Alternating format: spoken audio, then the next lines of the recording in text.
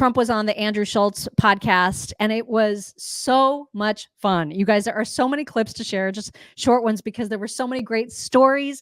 This is Trump at his most comfortable, at his most hilarious, at his most real, and it's just a treat to see him in these settings. This first clip is about, they're talking about Elon. And so Trump obviously has a lot of nice things to say about Elon, and the number of hits that he got from talking to Elon. Here it is. A whole new thing. Elon interviewed me on something. Yeah. And I think they said 275 million hits or listeners. That's a lot of people. That was a record. That's a nation. Yeah. But it's a whole new, different way of getting the word out, right? About Elon specifically, is he your favorite African-American? He's a piece of work, okay. You know, he's a great guy. Oh, he read. So I love that. I hope, like, if he wins, I cannot wait for Elon to be in charge of, and you know, people are just freaking out about that because he will come in and he will Twitterify it. Like, he will take that. Remember when was it the toilet that he was carrying? The sink. That's right. He was carrying the sink. Remember that visual? And like, he just cleaned house, you know, and he's going to do that with the government. And I don't think people are prepared mentally or logistically for that. And I'm here for it. By cutting like 80% or something crazy of the Twitter workforce. And it got better. Yeah. It got better. It was fine. They were fine without all those people. Yes. And they were like, oh, it's going to fail. It's going to fail. No, they didn't. They were fine. He knew exactly where to cut the fat, and he could do that in government too. And people in government are freaking out. They don't like it. You know how the media also complains that Trump rambles, and sometimes he does. I mean, sometimes I've even said, like at the RNC, I was like, oh my God, like, you know, let's like speed it up, dude. Right. But he doesn't think he's rambling. He has a style that he refers to as the weave. I don't ramble. If I start a story, what you do is you weave things and you do it. You have to have certain things. You need an extraordinary memory because you have to come back to where you started. Yes. You always, a weave is only good if you come back. They would give you credit for that. Yeah, it's true. That you could go all the way over here and then I get can back. go so far here or there, and I can come back to exactly where I started. Now, someday when you don't come back to where you started, you're Biden. Then you say,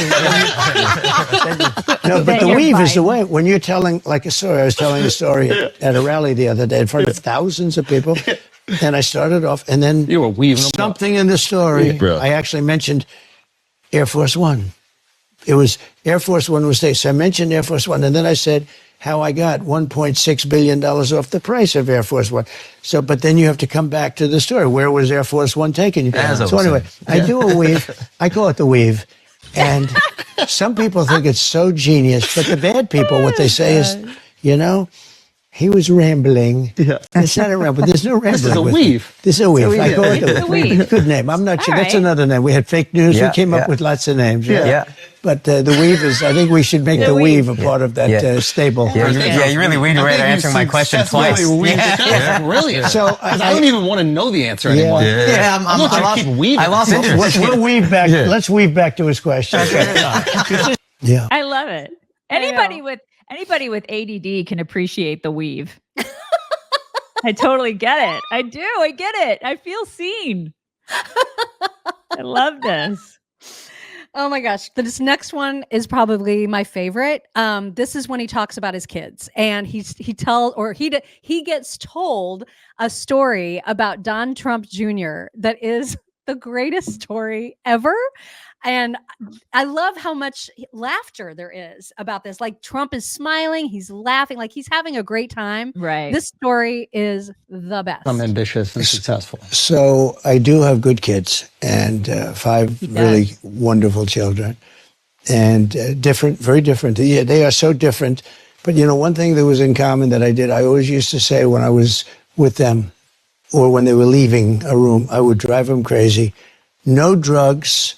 No alcohol, no cigarettes. I would say that. Did you say that to Don Jr.? Yeah, Don's a little wild. He's wild. He can be a little tough. He told me a funny story. Go ahead. Okay. I talked to a bunch of people. I was trying to, prepare for this interview. Right. He told me a funny story. And he said to me, he goes, once he asked if he could have a couple of his friends over for New Year's. Was it New Year? No, it was July 4th. Right. On top of Trump Tower. Right. And you said yes. He's like, I want 5 friends. You're like, okay, I'm out of town. Go for it. He brings 200 people over to Trump Tower. Okay. That's right. Okay. He says that you weren't supposed to be there. You end up showing up. You hear some noise upstairs. You come up. You go, what the fuck is everybody doing here? Get the hell out of my house. He said he cleaned for the next 36 hours. And he said, to this day, you have never brought up that it even happened. And he said, I'm starting to believe it might not have happened. Yeah. So can you give him closure? No, it happened. No, I can never give closure. I love that so much.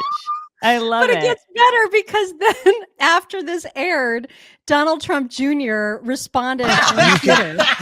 You can never forget. And he said, true story. He literally never even brought it up ever again. I waited for weeks waiting for the shoe to drop. My father never even mentioned it again, which was such a worse punishment than literally anything he could have done to me at the time. Oh my gosh, it's so true. Isn't it true? Because he's like waiting. Perfect. Because he's waiting. He's like scared to death. And he's like, when is it going to happen? When's he going to lower the hammer? And he never did. Oh my God, I love that so much.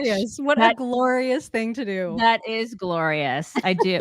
And he does have 5 great kids. Yeah, they're amazing, all in their own way. They're all of them amazing. And he's right. They're all different. You know, I love how they're all different, very unique, very individual, and all really great kids. I mean, good for him and good for the wives, right? Yeah.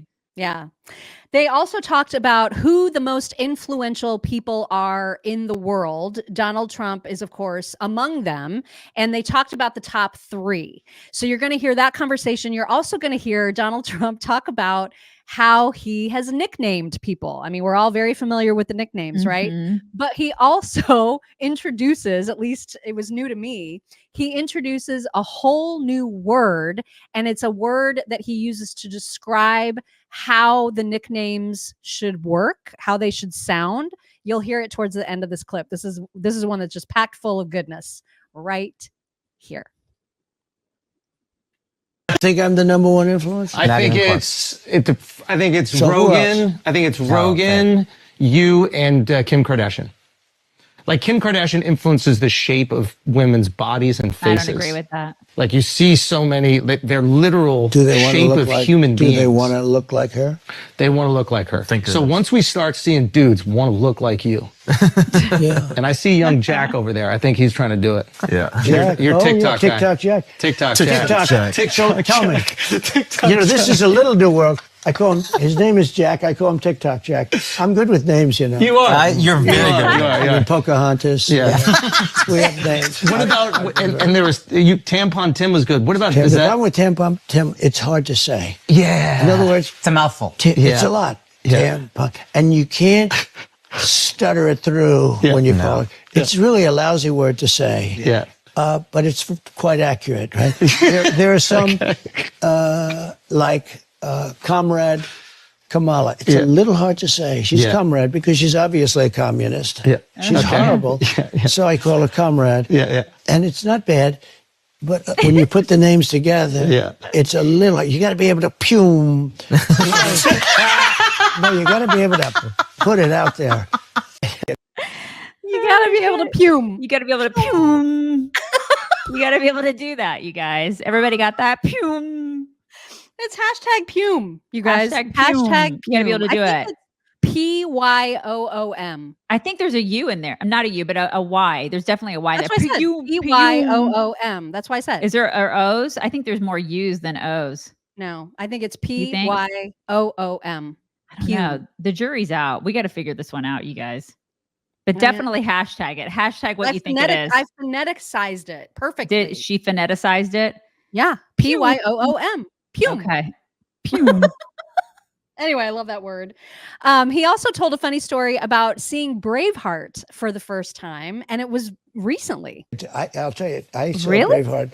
I think Mel Gibson is a very good guy. I've met him a number of times, good guy. But out there, that was super Mel Gibson in his prime. Oh, yeah. So, and I was on a plane, and there was absolutely nothing to do. It was one of these planes that you couldn't make calls, you couldn't do, and they had tapes. That's all planes for us. And they showed me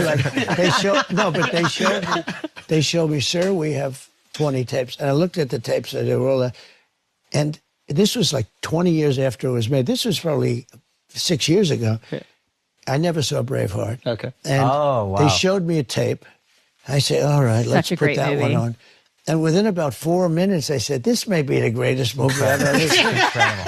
Incredible. 4 minutes. No, I'm a Braveheart fan. But you've seen it. Oh, dude. I saw it with my mom. She was emotional for like a week. I wish I saw it with my mother. But it was great. Was that your Braveheart moment, like after getting shot when you stood up? No. No, You don't think of that in those moments. You do what you do. Yeah, thank God you weren't thinking about Mel Gibson. No, but he's good. But he was when he in prime time, he was unbelievable. I mean, at that, his look, his way, you couldn't have had a better guy playing it. But that was a great movie. So, but it is true, England, and at the time, for 1,000 years over the last week.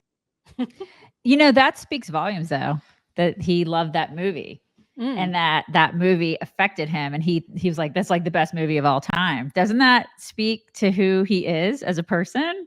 Hold. Yeah. I mean, and just the whole nature of that movie and what it's about and freedom. And I mean, if you're a freedom loving person, how can you not love that movie? Yeah. That movie is freaking awesome. Everything about it is so great. I mean, you're just like, you're in. Like, he's right. The first 4 minutes, you are in that movie. You are like, you're hooked. You're in. And that was Mel Gibson, like he said, at his prime. Right. Yeah. Yeah. It was really good. It was really good. But just the whole meaning behind that movie, everything about it, and the fact that he's like, yeah, that movie's awesome. It definitely tells you a little bit more about his psyche. Yep. About Trump's psyche.